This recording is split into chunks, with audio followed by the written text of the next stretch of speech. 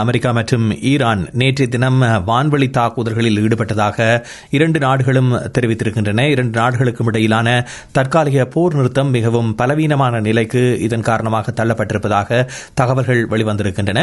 ஹோமூஸ் நீரிணையில் கப்பல் போக்குவரத்திற்கு அச்சுறுத்தலாக ஏவப்பட்ட ஈரானின் 4 ட்ரோன்களை அமெரிக்க ராணுவம் சுட்டு வீழ்த்தியிருப்பதாக தெரிவிக்கப்படுகிறது. 5வது ட்ரோனை ஏவ தயாராக இருந்த பண்டர் அபாஸ் பகுதியில் இருக்கின்ற ஈரானுடைய தரை கட்டுப்பாட்டு மையத்தின் மீதும் பாதுகாப்பு நோக்கத்தின் காரணமாக தாக்குதல் நடத்தப்பட்டிருப்பதாக தெரிவிக்கப்படுகிறது.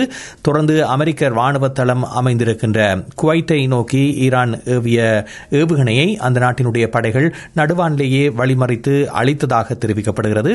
அமெரிக்க தாக்குதலுக்கு பதிலடியாகவே குவைத்தில் இருக்கின்ற ராணுவ தளத்தை குறிவைத்ததாக ஈரான் தற்பொழுது தெரிவித்திருக்கின்றது. இதுபோன்ற தாக்குதல்கள் தொடர்ந்தால் மிக கடுமையான பதிலடி கொடுக்கப்படும் என்றும் அது எச்சரிக்கை விடுத்திருக்கின்றது.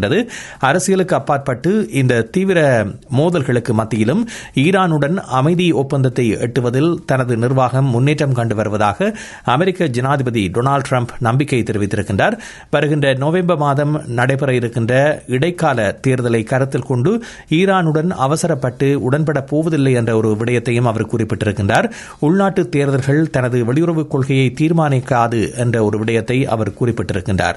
ஈரானுடனான அமைதி பேச்சில் நீடிக்கும் இழுபறியினால் டிரம்புக்கு அவரது சொந்த கட்சியினரிடையே விமர்சனங்கள் எழுந்திருக்கின்ற நிலையில் எரிபொருள் விலை உயர்வு மற்றும் வாக்காளர்கள் மத்தியில் மனநிலையை பாதிக்கக்கூடிய பல்வேறு சம்பவங்கள் இடம்பெற்று வருவதாக தெரிவிக்கப்படுகிறது.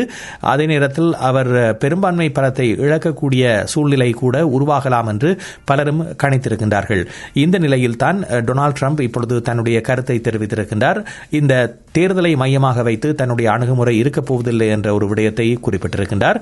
ஒமானுக்கு எச்சரிக்கை விடுக்கப்பட்டிருப்பதாகவும் தெரிவிக்கப்படுகிறது. ஹோமூஸ் நீரிணையில் வரி கட்டணத்தை வசூலிக்கின்ற எந்த ஒரு முயற்சியிலும் ஓமான் ஈடுபடக்கூடாது என்று அமெரிக்கா கடுமையாக எச்சரித்திருப்பதாக தெரிவிக்கப்படுகிறது.